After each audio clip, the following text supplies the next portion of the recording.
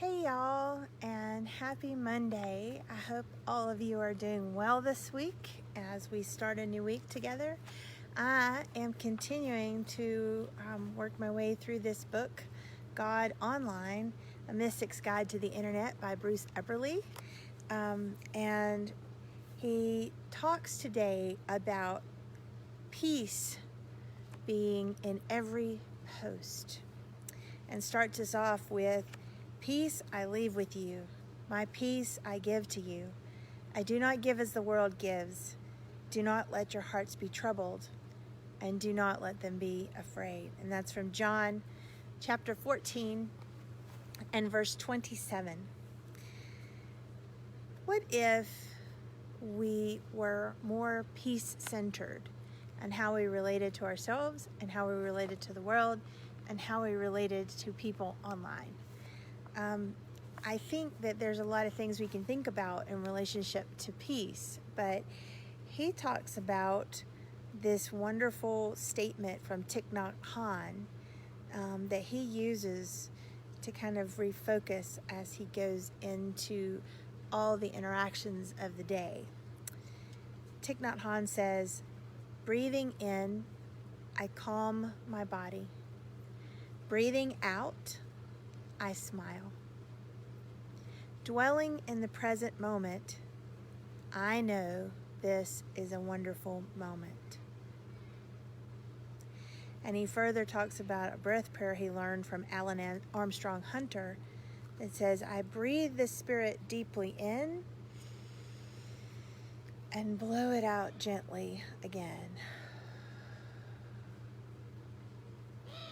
I breathe the spirit deeply in and blow it out gently again."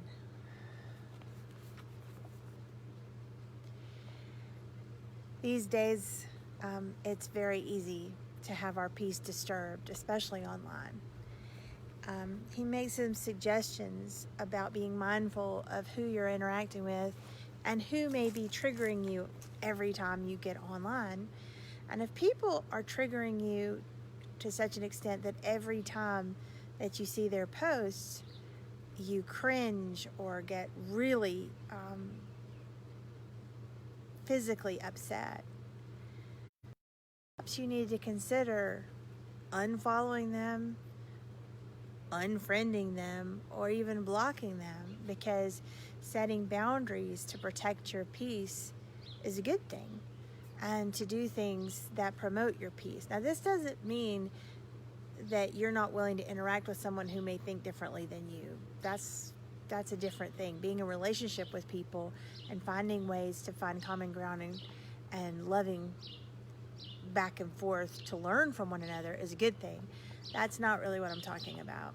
I'm saying there are people who are not just different from you, but are unwilling to be engaged in dialogue with you. And if you see their posts over and over again and get upset over and over again, to an extent that you can't hold your peace, then maybe you need to stop having that influx of their information on your timeline.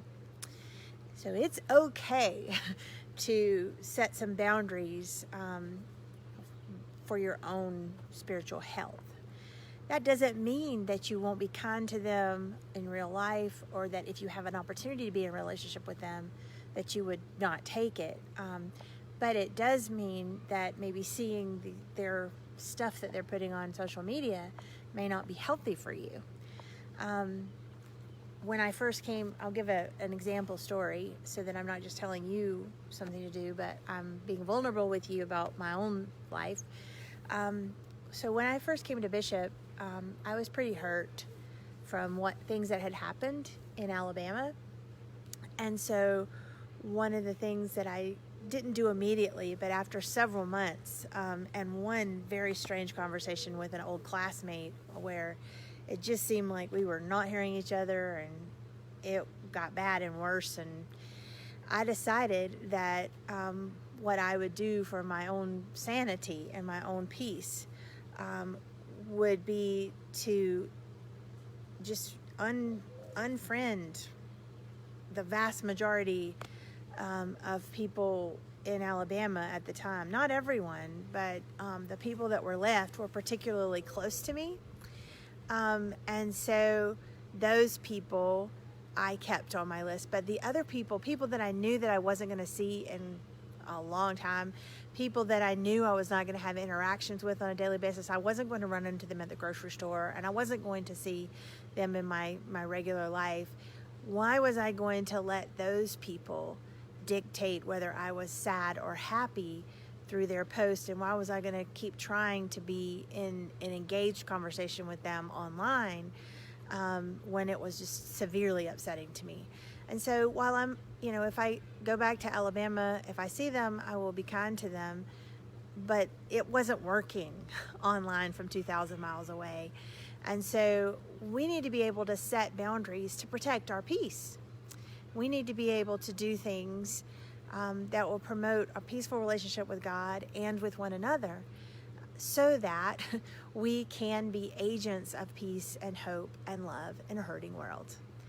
So I give you permission, if you need it, to unfollow or even defriend people that you are not going to be able to have that kind of relationship online, who are not in your circles or anywhere in your circles that you're normally in contact with. You don't need to stress on that every single day when they don't understand, you don't understand, and you're not able to communicate effectively.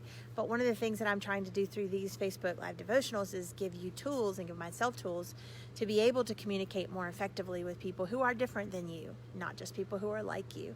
And so where you can find peace in relating lovingly to people online, please do that and try that first.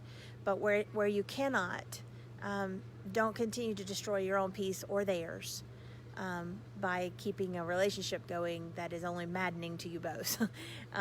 When you can see each other again, you could give each other hugs or air high fives or whatever's allowed through COVID, and be able to have that relationship, but don't destroy it online. So with that, I'm going to say peace be with you, and I hope that you will be able to protect and nurture your peace and also help people nurture theirs, and do so with mindfulness, breathing in, breathing out, and love. Take care. Have a great rest of your day. See you later. Bye.